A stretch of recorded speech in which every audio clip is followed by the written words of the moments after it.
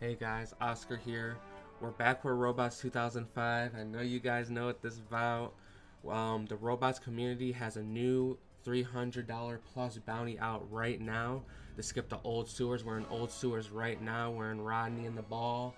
As you remember, maybe from the bridge skip or from Fender Lever early, we were, just Rodney himself, but now we're in a Ball. So, we're dealing with some different physics. We're looking for a full level skip. And what I'm going to show here is we kind of found a variation for Rodney Christ. If you guys remember for the bridge skip, we found a variation for Rodney Christ as a ball. We call it Bally Christ or whatever you like to call it. But basically, it's going to entail the same kind of setup and kind of same maybe mechanical wise as Rodney Christ, but unfortunately we're not like floating in the air and doing all that crazy shit with the Rodney Christ glitch. It's basically in general just like a UI, like, oh, our health is set at 0 and shows it's at 0, but we still die in one hit by fire and enemies. And let me show you here, and then I'll show you kind of some theory crafting we've been doing, and then another little spot we've been playing around with, and maybe it'll help you in your search for the 300 bucks. So let's try it. So what we're gonna do here is we're in the rail room here where the fan is. You don't have to have the fan on, but I was playing with it a little bit. And shout out to ArkhamLight. He has a video out, explaining some general findings, and not only general findings, but he was playing around with this fan here on PC. He has a robot's helper tool. He was using to play around with this fan here. And he got some weird stuff, so go check that out. I have that in the description and also the Discord for the robots community. So let's try this. It's a little bit difficult, so we're gonna hit this slant here, and pretty much like Rodney Christ, as soon as we hit that death plane, we're gonna try to jump out of it, and let's see what happens. See, it's a little tight. It's a little tight. Let's keep trying.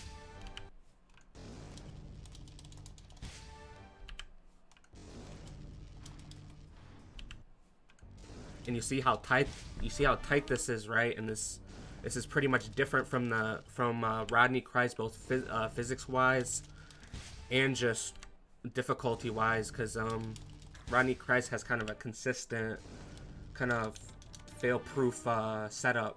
But you hear there I had the death little music, but my health is at 0, and I was able to jump out the goo before I was stuck in the animation of dying, right? So what this does is, hell if we know. We're trying to figure it out now. So, in ArkhamLight's video, he tried this fire, and I kind of had a little setup here to where we would test, we can die and stuff. I'll show you here by getting hit by the fire. And boom, you won't hear no music, but he still dies the same way. We get pushed a little bit, as you see here. Keep that in mind for later, but we respond. And, let's see what happens when we respond. We're gonna pretty much have just full health. Nothing really changed. Don't mind the like boost. I have like infinite boost, I think, on from the all levels. But yeah, we can die the same way and everything, and really nothing changes, as we know from doing this Rodney Christ and like dying. So basically on the other side here, I would hit the fire. Then while I'm dying, I would slide into the health. But of course, it doesn't work as we want it to, and we'll just die the same way.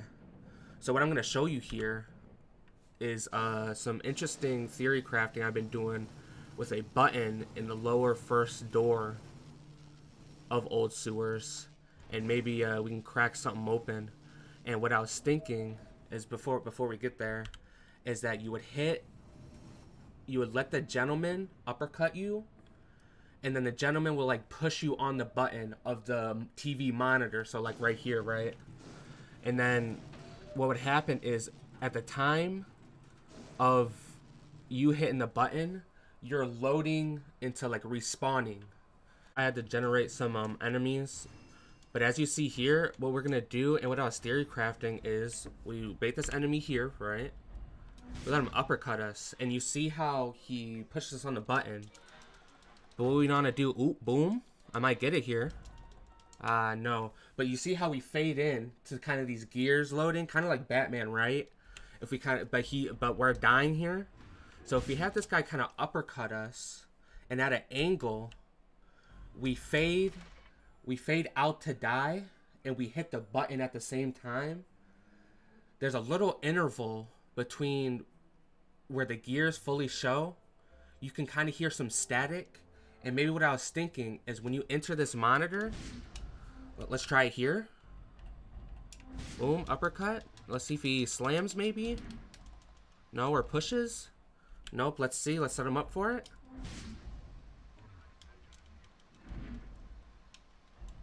No push.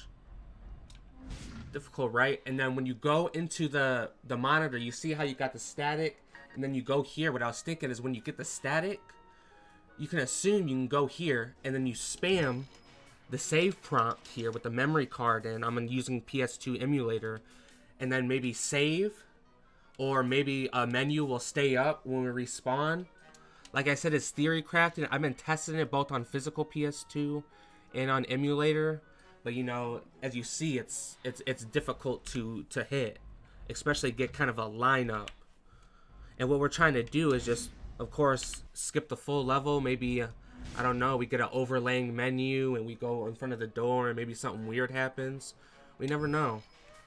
Let's see how detrimental failing this would be on PS2 emulator. At least, you know, we're going through the load screen, right?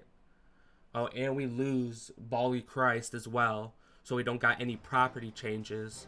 Well, it's not really detrimental, I guess, but you know, you don't have Bally Christ, so we don't have any wacky, maybe wacky, you know, variables or physics changes. I accidentally killed a gentleman.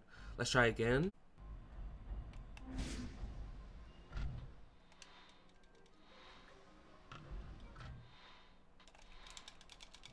And there you go, you see, and I thought I wouldn't hit it, but I wasn't spamming. I'm so sorry, but that is what I was kind of talking about there. And you see how something weird definitely happened, because not only do we respawn in front of this thing, of course, because we hit the button, right, and we always respawn in front, but we respawn back in the Bally Christ. And you see how when we die and failed a little trick, we respawn with full health and, you know, back at the beginning of this entrance. So now that I hit it, I wasn't expecting to hit it, but I just wanted to show you kind of the difficulty and the theory crafting behind it, and you can see and maybe kind of decipher what the deal is. And as you can see, I respawn with full health, and these guys, you know, they're punching me up. I'm gonna show you another spot here. So this spot right here, you can also see in ArkhamLight's video. We're basically, of course, out of bounds. We're on some two-way collision, the classic Looney Tune. And we're at kind of the last room you really go to in the run. But of course, if this leads to like a full level skip, you can just bypass grabbing this 50 parts, which you see on the top right, and then just go straight here, and then, you know, do something with this. And as you can see, this is very, very difficult. I'm not at the right spot. Oh yeah, I am. This is very, very difficult to hit, because let me see if I can get back inbounds here. So boom, as you see, this is the last room here. I don't think I'm gonna get back inbounds like this, but there's a door right here, and the trick to get up here is either you launch off the TV, which is there's a TV nearby, or you climb on some pegs, and it's really detrimental, and you can just tell immediately. And I'll show you here. So we're gonna go down here, right? And as you can see how I hit that was good. And it's so unfortunate that the ceiling there is all like one-way collision. Very, very unfortunate. And I think if this was two-way collision, then you could just wrap around all the way to the upper level of the main floor of Old Sewers, and then, you know, jump over to the tunnel, hit the trigger, and, you know, skip the level. Let me show you here if I can get back inbounds properly. But as you see, there's a TV right there, and if I can get back inbounds properly, I can show you a door as well. But as you see, there's a lot of maneuvering in that section in general. But other than that, because, you know, I can't get back in bounds, of course, because I'm gonna just keep failing. As you can see, this is the main area over here. of the thing. And of course, if this pipe was leading up here, then we can just jump to where that red is, and then jump on that tunnel and hit the trigger. But of course, playing around with it is doesn't really yield anything. We have kind of like the light there has a wonky collision. You can kind of boost yourself up, but there's no, you know, it's one way. And ArkhamLight video kind of highlights more about the ceiling in that main room there. What I also want to show you is this left thing I'm kind of leaning on collision wise, and what you can do like right here is if you lean correct, kind of just if you fall in and then you lean into it kind of immediately, what it'll do, if I can get it, is it'll give you a nice boost like that. And if I can load this other section of the level here, it's probably not going to give it to me, but there's another section to my left here that's unloaded, as you can see there, and you see how close the pipe is, right? And there's a big section, as you can see there. And then sometimes if you hit this little launch here, it'll also load in. You can see another kind of piece you could possibly land on, but at least on PS2 and maybe on GameCube, I don't think I really tested this on GameCube. The launch is kind of very small, but let's see, on PC it might be, you know, maybe easily manipulated with maybe like a grab the window of the PC game or some other kind of PC shenanigans you can do with the game itself. But this is another possible spot as well. Some other general things I've tried, maybe some like part manipulation, duplication. I feel like the TV thing down here is very, very promising. As you can see, there's definitely something wonky going on because it's unintended.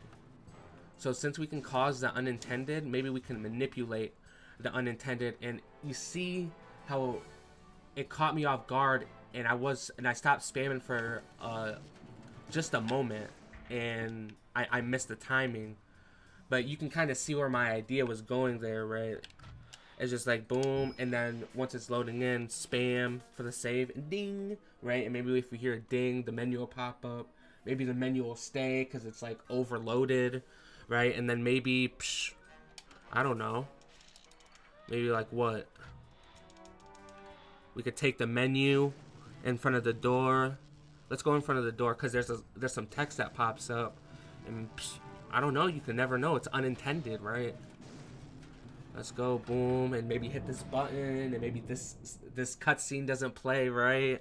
And it's just like we can go from there. And I'll go in front of the door here, and as you can see, like he's pretty much saying like we need all these parts on the top right for a jackhammer, which is like another character, and these parts are like right here, right?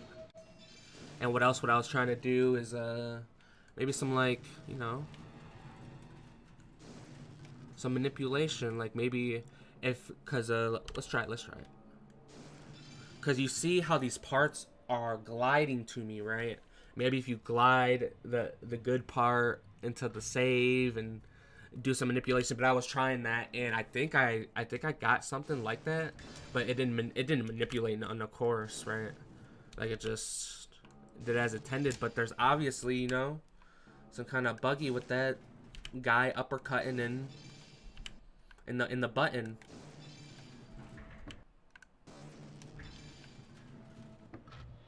Let's get to work.